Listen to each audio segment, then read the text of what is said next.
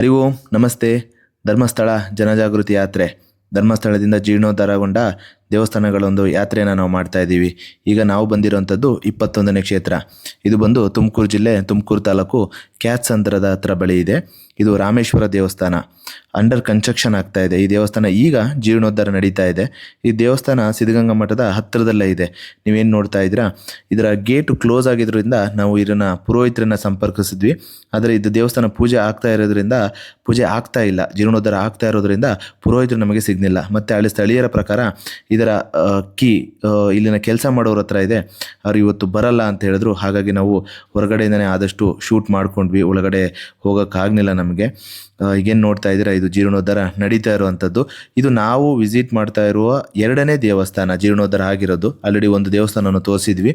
ಈ ಥರ ಈಗ ಆಲ್ಮೋಸ್ಟ್ ಅಲ್ಲಿ ಒಂದು 12 ದೇವಸ್ಥಾನಗಳು ಜೀರ್ಣೋದ್ಧಾರ ಹಂತದಲ್ಲಿದ್ದಾವೆ. ಮುಂದಿನ ದಿನಗಳಲ್ಲಿ ಆ ದೇವಸ್ಥಾನಗಳನ್ನು ನಿಮ್ಗೆ ಕೂಡ ದರ್ಶನವನ್ನು ಮಾಡಿಸ್ತವೆ. ಅಲ್ಲಿವರೆಗೂ ಶುಭವಾಗಲಿ. ಜೈ ಹಿಂದ್, ಜೈ ಕರ್ನಾಟಕ. ಹರಿ ಓಂ ನಮಸ್ತೆ. ಧರ್ಮಸ್ಥಳ ಜನಜಾಗೃತಿ ಯಾತ್ರೆ, ಧರ್ಮಸ್ಥಳದಿಂದ ಪುನರ್ನಿರ್ಮಾಣಗೊಂಡ 290 ದೇವಸ್ಥಾನಗಳನ್ನು ಕರ್ನಾಟಕದಾದ್ಯಂತ ಯಾತ್ರೆಗೆ ಹೊರಟಿದ್ದೀವಿ. ಈಗ ನಮ್ಮದು ಈ ದೇವಸ್ಥಾನ ಬಂದು 24ನೇ ದೇವಸ್ಥಾನ.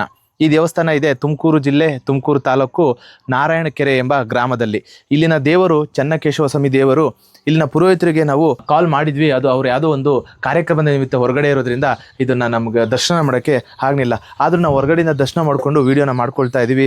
ಬನ್ನಿ, ಇಲ್ಲಿ ನೋಡ್ಬೋದು ನಮಗೆ ಮನೆಗೆ ಗಂಗೆ ಜಲೋತ್ಸವ ಇದು ಕಾಣ್ಬೋದು.